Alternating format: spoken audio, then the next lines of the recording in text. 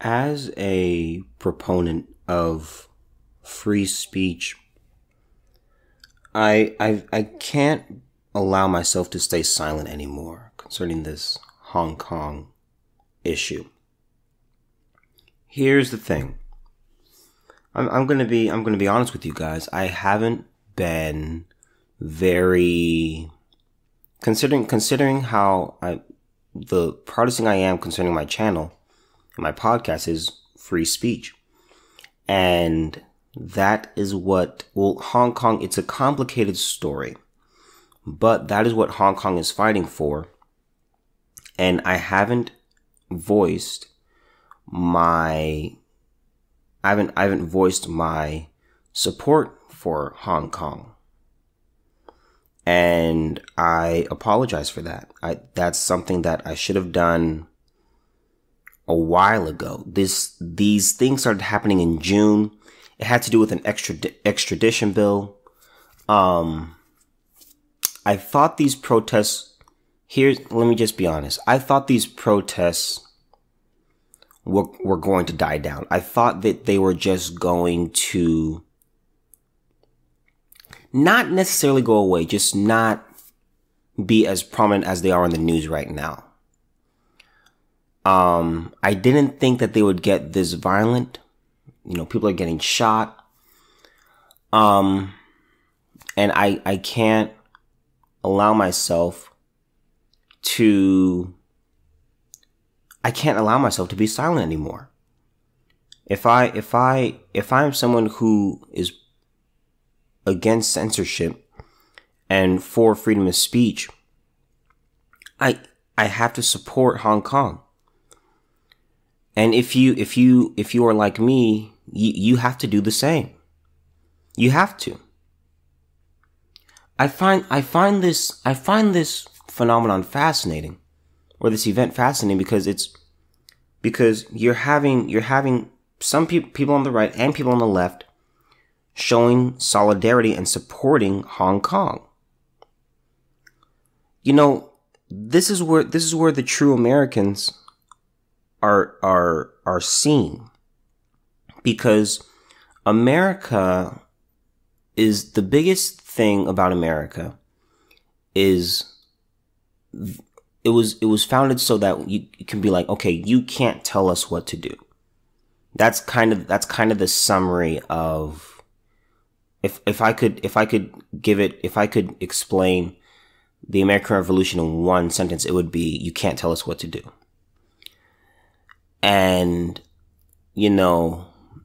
there were, during the American Revolution, you could get in serious trouble for criticizing King George III, Great Britain. In case you didn't know this, during that time, and, before that, it was really seen as, Great Britain was seen as, I shouldn't say that.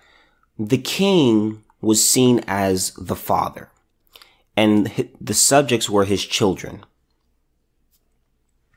And so they were saying, okay, you are it's like you as children are rebelling against your father. You're rebelling against your father, King George. You're rebelling against your mother, Great Britain. And it's disrespectful and it needs to stop. So if you read, it's interesting. If you read British literature, from that time, from British authors, and, just political pieces about the revolution, you'll see that they'll talk about it as America being in rebellion against King George, and, a child being rebellious against its father. And it's just really interesting when you look at that. But one of the greatest pieces of our foundation as a nation is the element of free speech. And it's something, I'm going to say this, it's something that we take for granted. It is something that we take for granted. I mean, think about it. We live in a country and we are so blessed to live in a country where you can say you can criticize the government. Think about that. In most countries and for most of history, that hasn't been a thing. I mean, you could get in serious trouble. You could be beaten. You could be tortured. You could be in prison. You could be killed throughout areas in history in different countries during different time periods for saying what you think and for criticizing the government. China's, let me explain something about China. I found that a lot of people don't really understand how China works, because they hear that China's communist, but they're confused. They're confused when there's like businesses and corporations over there in China. So let me just explain this. So China, the government is, you can kind of give some wiggle room here, but they are a communist government. It's more, I would say, more authoritarian. So it's that, but their economy is capitalistic. So you can conduct business there, and I mean, they've got a lot of money over here. I personally am not a fan of China because, China, they steal our intellectual property. It's a mess, really. But you have this issue where, they say, okay, you can do business over here and, do your thing. But when it comes to the government, don't you dare say anything negative about it. That's what they practice. And it's a horrible, horrible thing. It's oppressive. It's wrong. And it's something that we as Americans, this is not a Republican thing. This is not a Democrat thing. This is not being on the left side of this political spectrum or the right side or being in the center. This is what makes us Americans. This is what brings us together. Our desire for free speech. And when we see something that is wrong, we have to say something. These people are punished for exercising their free speech. Let me just do this so you guys can understand the whole situation. So this is from BBC.com. And it's very interesting. As I said, the story concerning China, it's a very long and complicated thing. It goes back to like the 1800s. I mean, obviously China is older than that. I'm just saying this story, it originally goes back to the 1800s because let me just get into it. Okay, so this is from BBC.com, and I think it does a fantastic job. So the Hong Kong protests explained in 100 and 500 words. So I'm going to read both parts. So just stick with me. The story in 100 words. Hong Kong's protest started in June against proposals to allow extradition to mainland China. Critics feared this could undermine the city's judicial independence and endanger dissidents. A former British colony, Hong Kong has some autonomy and more rights than the mainland under a one-country, two-systems deal. City leader Carrie Lam agreed to suspend the bill, but demonstrations continue to develop to include demands for full democracy and an inquiry into police actions. The bill was finally withdrawn in September. Clashes between police and activists have become increasingly violent, with police using tear gas and activists storming Parliament. Now, I'm going to say this. This is somewhat related, and this kind of shocked me. But I kind of get it. So in case you don't know, Hong Kong is a city. I've come across some people who thought Hong Kong was a country, and that's not the case. So, and I can see. Here's the thing: I can understand why people would think that, because most people, they just focus on their own country, their own state, and just what's going on around them. So they wouldn't really So most people, I shouldn't say most people, but people, it's not surprising when someone doesn't know something about a certain country, or they'll think that a city is a state, or a state is a country, or a city is a country, or a country is it's just whatever. So anyway, in case you don't know, Hong Kong is not a country. All right. Now, here's a story in 500 words. This goes into more detail, and I think this perfectly encapsulates everything. The extradition bill, which triggered the first protest, was introduced in April. It would have allowed for criminal suspects to be extradited to mainland China under certain circumstances. Opponents said this risked exposing Hong Kongers to unfair trials and violent treatment. They also argued the bill would give China greater influence over Hong Kong and could be used to target activists and journalists. Hundreds of thousands of people took to the streets. After weeks of protests, leader Carrie Lam eventually said the bill would be suspended indefinitely. How did the protests escalate? Protesters feared the bill could be revived, so demonstrations continued, calling for it to be withdrawn completely. The bill was finally withdrawn in September. By then, clashes between police and protesters have become more frequent and more violent, with injuries on both sides and scores of people arrested. Police have fired tear gas and rubber bullets, while some activists have thrown bricks, firebombs, and other objects. Now, I will say this. There have been instances lately, I want to say last week, where live ammunition has been used. I want to say like a 14-year-old kid was hit.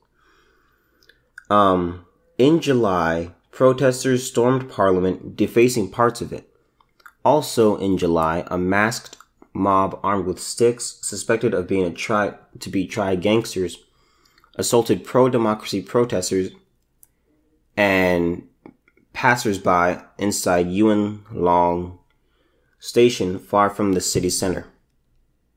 In August, one protester was injured in the eye, leading to demonstrators wearing red-colored eye patches to show their solidarity.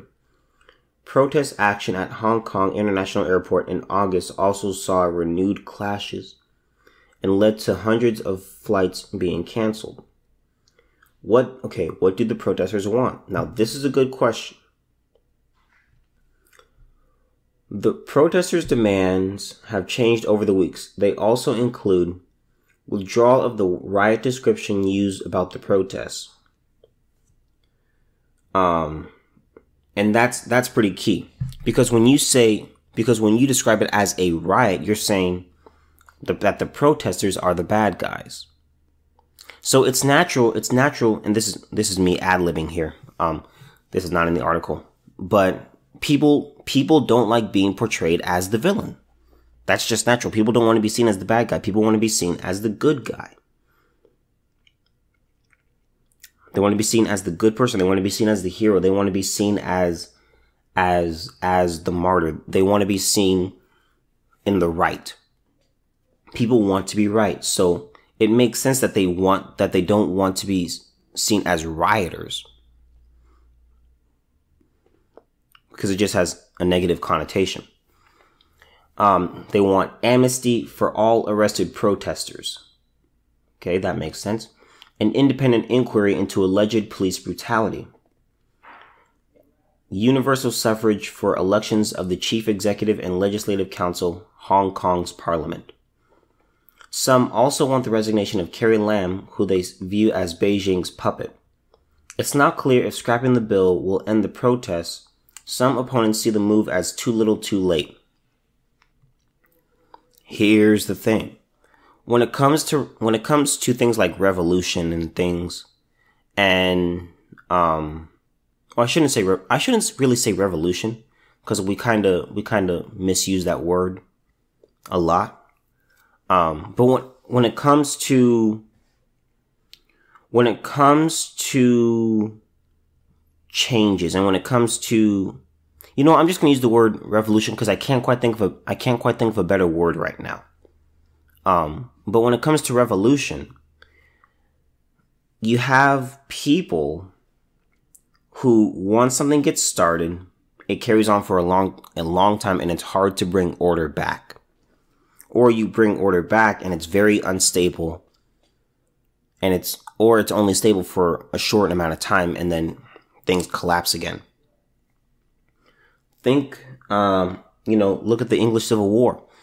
They were, England, they were having issues. They were technically in anarchy for 19 years. And it's really, really not a good thing. 19, 20 years. And so you have, different leaderships, different regimes. You had Oliver Cromwell. He was up there for 5 years, and then that collapsed. It just was not good. It just wasn't good at all. And, it can really, it gets a lot worse before it gets better. That's why I say, government is important. It's not something that you just want to do completely away with. It is necessary. You just don't want, you want government. Government's job is to be the frame and they just hold things together and they keep things from getting on the inside. That's the job of government. And then you pretty much after that, you just let people be. That's how it is. You hold the law in place. You don't let anyone, attack your country. That's pretty much the primary job of the government.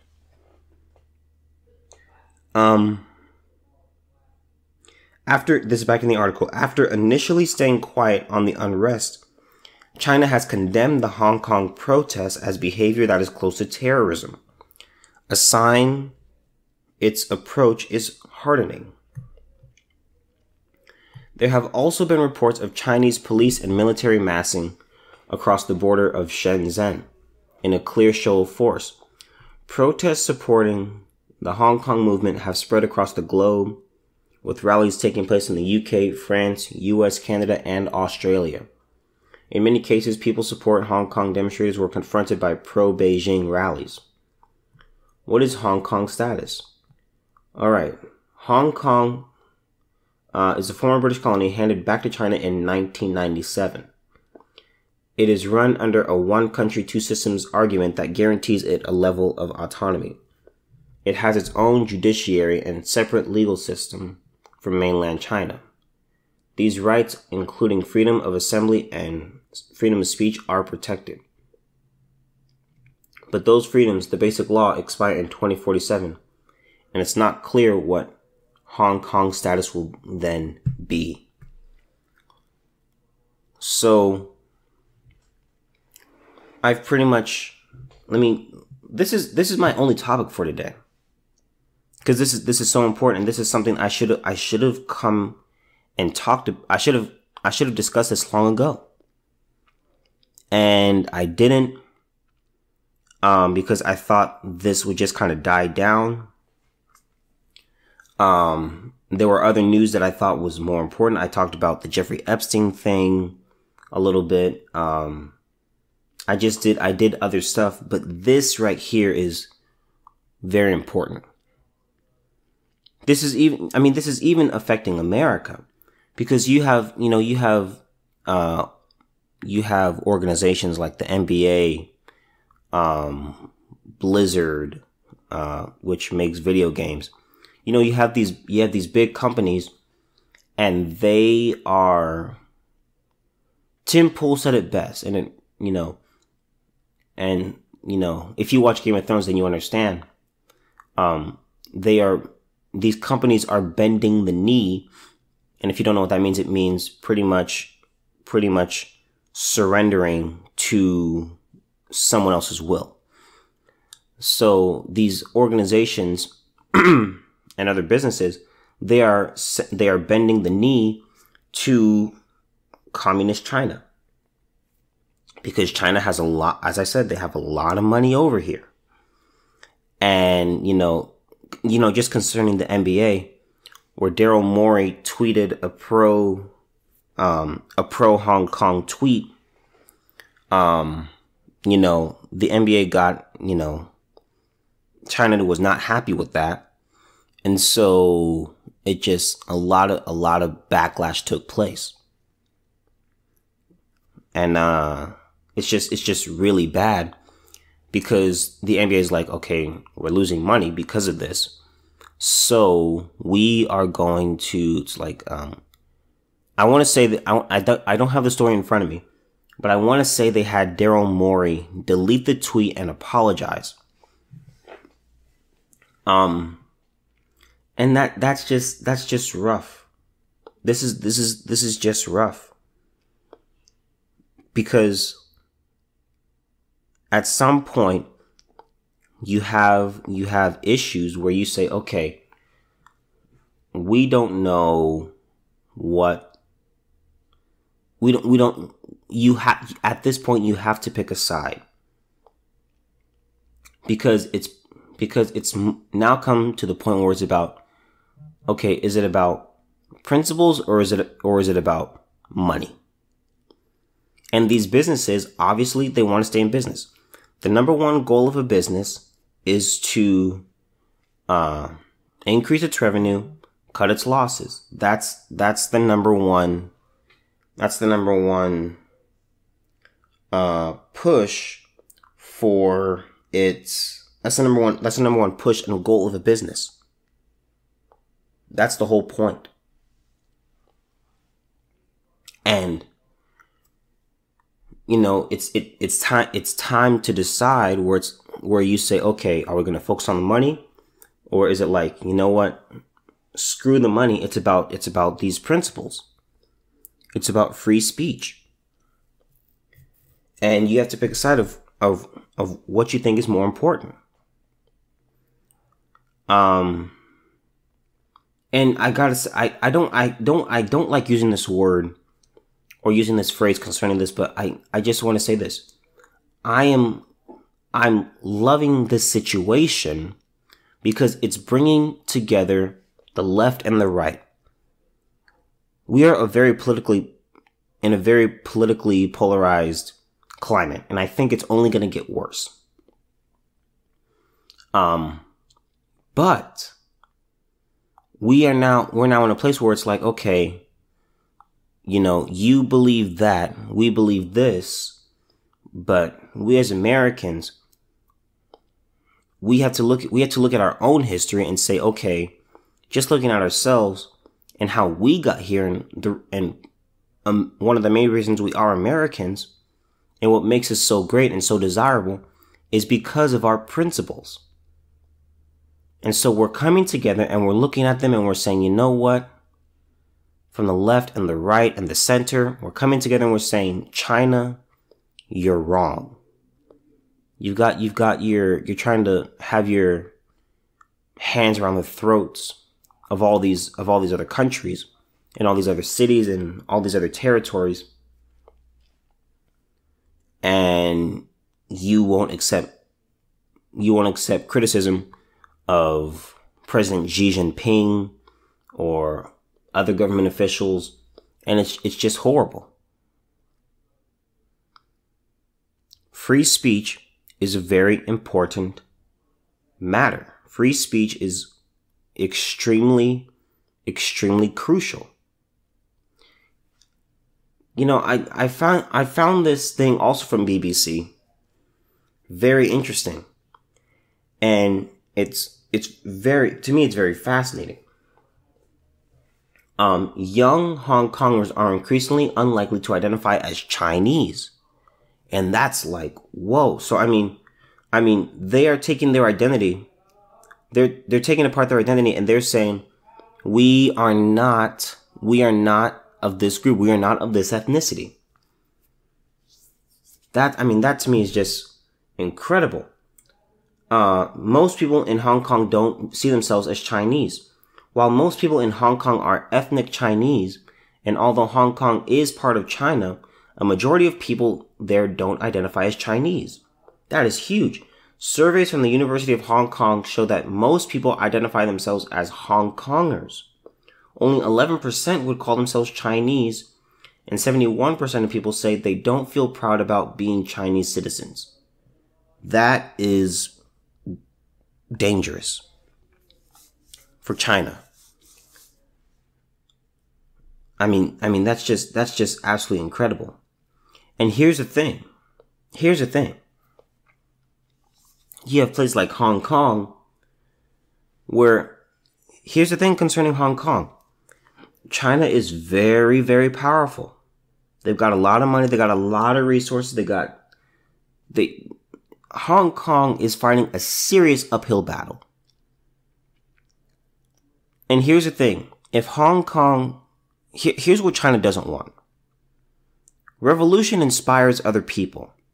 That's, look at the American Revolution, and then you can look at the French Revolution. They're like, oh, look at those Americans over there. Maybe we should, maybe we got to get this thing together. And the revolution happens, and revolution is contagious. So what China doesn't want, they want to quickly suppress this Hong Kong issue, because when Hong Kong rears its head, people look at Hong Kong and they're like,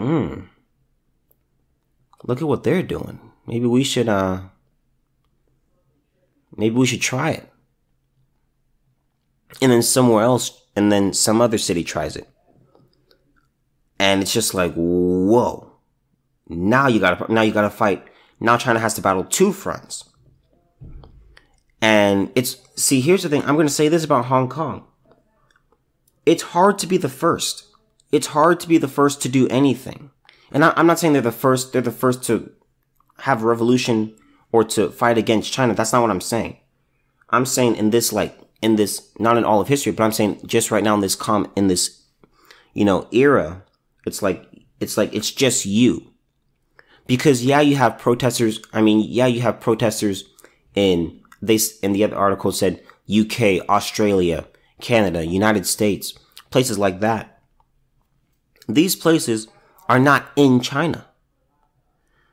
So you look at this and they're like, we're on our own. And that's what's hard, because you are in China. The odds are against you, but you continue to fight. And that's why I'm saying it's hard to be the first, because it's just them over there. And they are fighting. I don't know. I'm going to say this. I don't know how this is going to end. But I'm going to say this. Free Hong Kong, man. I should have done this earlier. And I sincerely apologize that I didn't. It's really something that I'm not proud of at all. This is rough stuff. You remember Tiananmen Square? This is from the article where I brought up the survey stuff. There were large protests in 2003. Up to 500,000 people took to the streets and led to a controversial security bill being scrapped, and annual marches for universal suffrage, as well as memorials to the Tiananmen Square crackdown, are fixtures of the territory's calendar. And that's just really interesting to think about. But that's what I'm going to say. I stand with Hong Kong. This is about free speech. This is about not being oppressed. And as an American, I believe it's within all of us. When you truly understand how America came about, you can't sit still. You can't just not show. You can't be silent concerning this. You can't be. I don't know what's gonna happen here. But Hong Kong I stand with you.